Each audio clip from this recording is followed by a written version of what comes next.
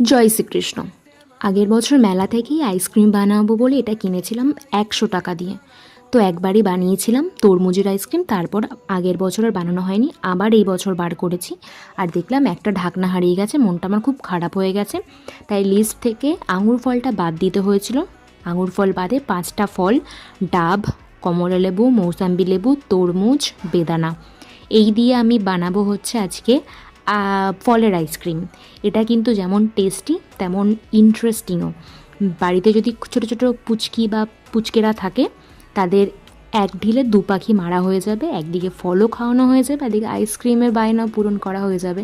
তো আমি এটা জমতে দিয়েছিলাম, রাত 9টার সময় এক্সাইটমেন্টের জন্য বারও করে নিয়েছি।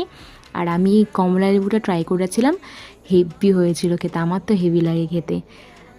কারা কারা এরকমভাবে ফলের আইসক্রিম বানিয়ে খাও অবশ্যই আমাকে কমেন্ট করো।